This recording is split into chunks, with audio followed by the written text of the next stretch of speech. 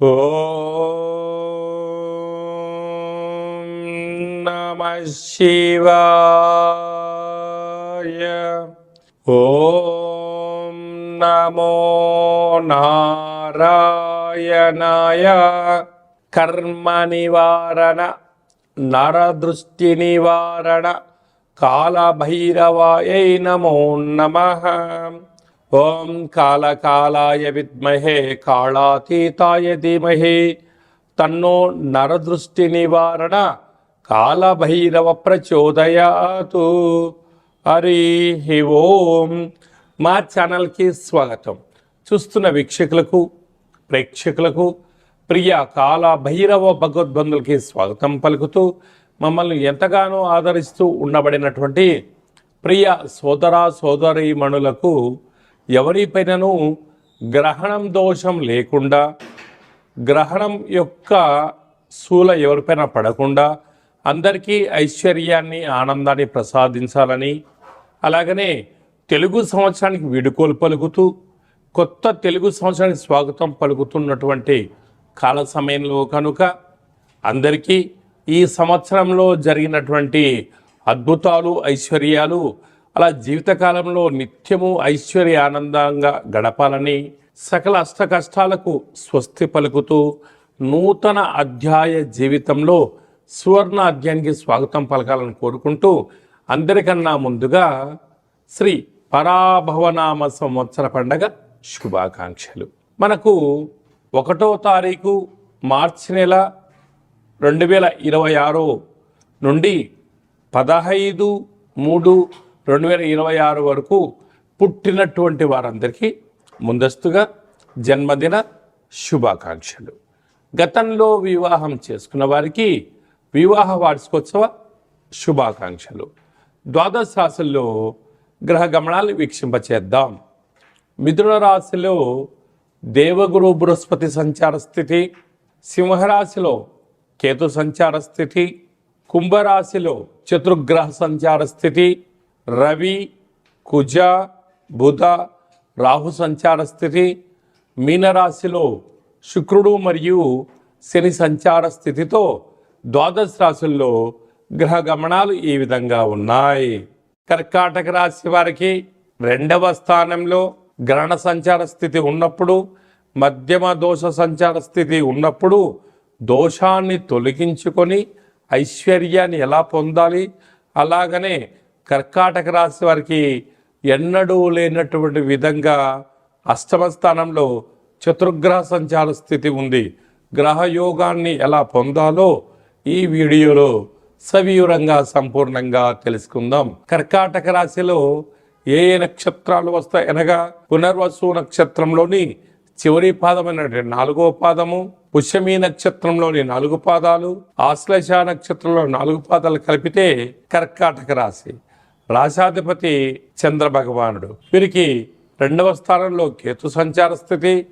ఆ సింహరాశిలోనే గ్రహణం జరుగుతూ ఉంది కనుక, అలాగనే అష్టమంలో 4 గ్రహాలు, ఆయుకారకుడు, రుణరోగ శత్రుకారకుడు, బుద్ధికారకుడు, వాస్తు నరదృష్టికారకుడైనటువంటి చతుర్గ్రహ సంచార స్థితి జరుగుతుంది కనుక, గ్రహణ కాల సమయంలోనే నవగ్రహ దేవత మంత్రాలను పారాయణం చేయడం, వీలైతే రుద్ర నమ్మక చమకాలను వినడం, కులదేవతల యొక్క స్మరణ, గ్రామదేవతల యొక్క స్మరణ, గ్రహణ తదనంతరము శివుడికి రుద్రాభిషేకం చేసుకొని రాగి చెంబులో పాలను, నవగ్రహములను దానం ఇవ్వగలిగినట్లయితే సకల దోషం తొలగిపోతుందని చెప్పి గమనించాలి.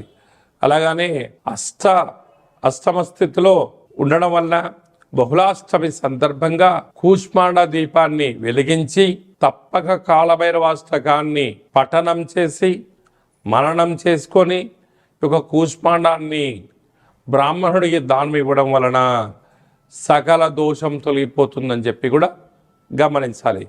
అదే కాకుండా భాగ్యస్థానంలో శని భగవానుడు మరియు శుక్ర సంచార స్థితి ఉండడం వలన వివాహ ప్రయత్నాలు కలిసి రావడం, ఉన్నతమైన జీవితాన్ని పొందడం, రాజయోగాన్ని పొందడానికి అవకాశాలు ఉన్నాయి.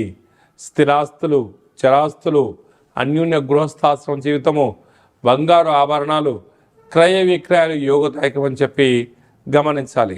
అదే కూడా వ్యయంలో దేవగురు బృహస్పతి సంచారం చేయడం వలన ఆధ్యాత్మిక చింతన, సత్ప్రవర్తన, రుద్రాభిషేకము, గురుచరిత్ర పారాయణము, అరుణాచలేశ్వర స్వామి దర్శనం వలన దోషం తొలగి, అలాగనే మార్కెటింగ్ రంగంలో ఉండబడిన వారు, హోటల్ వ్యాపారస్తులు, సాఫ్ట్వేర్ ఉద్యోగస్తులు, వ్యవసాయ సోదరి అందరికీ కూడా చాలా మంచి కాలం ఉంటుందని చెప్పి గమనించాలి.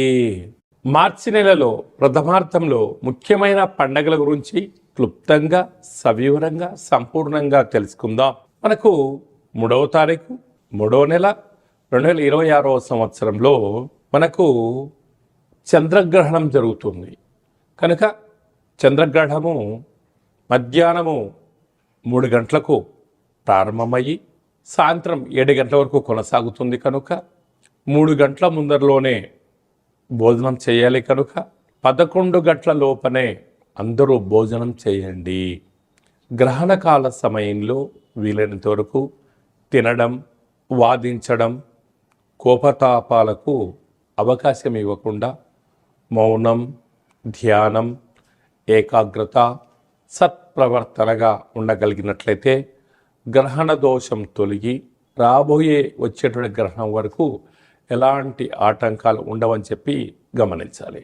గ్రహణకాల సమయంలో నిల్వ ఉండబడిన వస్తువులను ఆ రాత్రి కానీ మరుసటి రోజు కానీ దయచేసి భుజించవద్దు.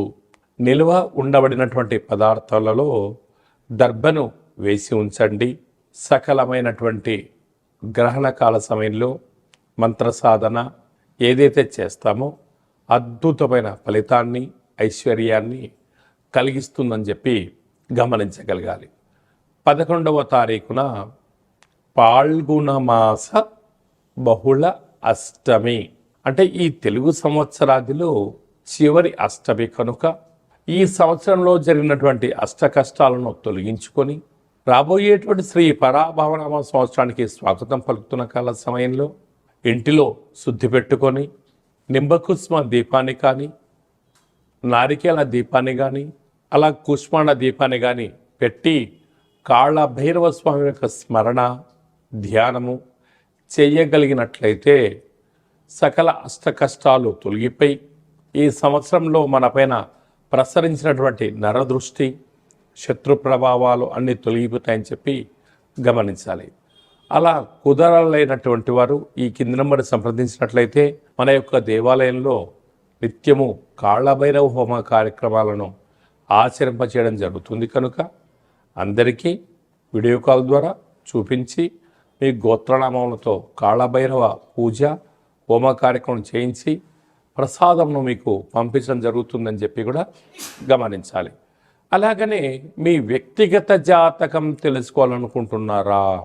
మీ పేరు, పుట్టినటువంటి తేదీ, నెల, సంవత్సరం, పుట్టిన సమయాన్ని వ్రాసి మీరు పంపించగలిగినట్లయితే 100 సంవత్సరముల జాతకాన్ని సవివరంగా, సంపూర్ణంగా వ్రాసి మీకు వాట్సాప్ ద్వారా పంపించి మీరు పుట్టినప్పుడు గ్రహ గమనాలు ఎలా ఉన్నాయి, ప్రస్తుతం ఎలా ఉంటున్నాయి, రాబోయే కాలంలో ఎలా ఉండబోతున్నాయో సవివరంగా, సంపూర్ణంగా తెలియజేయడం జరుగుతుందని చెప్పి గమనించాలి. చాలామందికి పుట్టినటువంటి కాల సమయంలో డేటా బర్త్లు లేనటువంటి వారికి మీ పేరు యొక్క మొదటి అక్షరాన్ని అనుసరిస్తూ రాశిని తెలియచేస్తూ రాశి యొక్క స్థితిగతులను వివరిస్తూ రమణ శాస్త్రం ద్వారా అనగా గవళ ద్వారా భూత, భవిష్యత్, వర్తమానాన్ని తెలియచేయడం జరుగుతుంది. రమణ శాస్త్రం ద్వారా కాళభైరవ ఉపాసన చేత సంపూర్ణమైనటువంటి విషయ పరిజ్ఞానం చేత మనము జీవితాన్ని తెలుసుకుందాం. జాతకంలో ఉండబడినటువంటి ఆటంకాలను తొలగించుకుందాం. జాతకంలో ఉండబడిన యోగాన్ని తెలుసుకుందాం. ఆనందకరమైన జీవితాన్ని పొందుదాం అనేటువంటిది చిన్న విన్నపం. కనుక ఈ కిందిని మనం సంప్రదించి అపాయింట్మెంట్ తీసుకొని సంప్రదించగలరు. అందరికీ శుభాన్ని, జయాన్ని, ఐశ్వర్యాన్ని ప్రసాదించాలని ఈ తెలుగు సంవత్సరానికి వీడుకోలు పలుకుతూ కొత్త సంవత్సర కాలం సమయంలో అందరికీ ఆనందాన్ని ప్రసాదించాలని మనసారా మనం కూడా మరొక్కసారి కాళభైరవ స్వామి వారిని కోరుకుంటూ ఆశీర్వచనం. శతమానం భవతి శతాయ పురుష సతేంద్రియ ఆయుష్యేవేంద్రియే ప్రతిష్టతి. ధనం ధాన్యం బహుపుత్రలాభం శత సంవత్సరం దీర్ఘమాయు. సర్వే జనా సుఖినో భవంతు. లోకా సమస్తా సుఖినో భవంతు. సర్వం కాళభైరవ దేవతార్పణమస్తు. హరి ఓం. ఈ వీడియో మీకు నచ్చినట్టయితే మా ఛానల్ని సబ్స్క్రైబ్ చేసుకోండి, లైక్ చేయండి, షేర్ చేయండి. భగవద్బంధులకు మిత్రులకు స్నేహితులకు చేరవేసి హిందూ ధర్మాన్ని కాపాడండి.